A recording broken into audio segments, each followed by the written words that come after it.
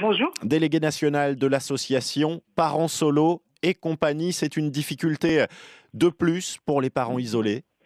Bah, écoutez, nous, on commence à recenser effectivement ce type de témoignage et effectivement, ça ne fait que rajouter sur la charge qui pèse sur les parents solos en général. Qui vivent déjà une situation difficile. Les difficultés sont innombrables en ce moment. Alors, les difficultés, en fait, ne sont... la situation est un miroir grossissant de la Mm. difficulté des parents solos en général, dans la vraie vie, si on peut dire. Donc, effectivement, il y a les difficultés pour les enfants en bas âge, donc pour sortir faire des courses. Quand on a 3 enfants entre 0 et 3 ans, c'est juste l'enfer. Il y a la question du télétravail avec les enfants qui sont autour et qui ne peuvent pas être pris en charge par une deuxième personne. Il faut savoir que ce qui fait qu'un parent solo particulièrement isolé, je rappelle quand même qu'il y a 13% de parents de familles monoparentales Mm. qui sont réellement seuls, hein, ça compte les Mm. veufs, les veuves, les abandons de famille. Et donc ce qui fait fonctionner un parent solo et ce qui lui permet d'avancer, c'est le réseau. Le réseau familial, le réseau amical. Et là, forcément, dans la situation qu'on vit, ce réseau est littéralement Mm. dissipé et détruit. Donc, elles ne peuvent compter et ils ne peuvent compter que sur eux-mêmes. Et aujourd'hui, ils n'ont pas le droit de recevoir de l'aide ou la visite, par exemple, d'aide à domicile.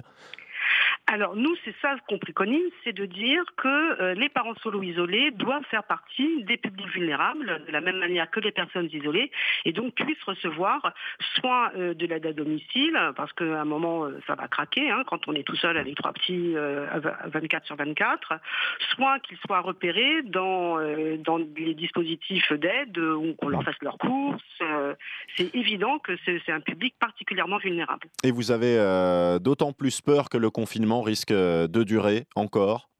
Oui, oui, ça ne peut qu'aggraver les situations et donc il faut juste rectifier le tir et puis se rendre compte qu'encore une fois, que les parents solos en général Mm. sont l'angle mort des politiques sociales. Donc on les découvre maintenant, par exemple, dans les magasins. Tiens, des parents solos vont faire leur course avec leurs enfants. Mm. Bon, oui, Vous ils avez eu font des pour témoignages leurs comme ça enfants. qui vous sont remontés de parents qui sont obligés de laisser leurs enfants à l'extérieur de supermarchés, à la caisse par exemple, tout seuls? Bon, en tout cas, on a énormément de témoignages de gens qui ont eu des difficultés pour entrer dans les magasins, c'est clair. Et avec les réponses du genre, c'est une solution de confort. Non, pour un parent solo qui a un gamin de 6 ans, Mm. c'est juste la seule façon qu'il a d'acheter à manger.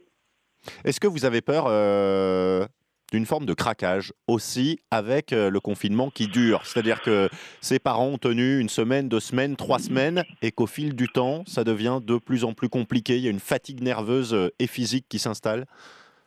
Oui, oui, c'est forcément des gens qui doivent être soutenus, repérés, qui doivent être intégrés, encore une fois, dans les dispositifs d'aide, de soutien psychologique.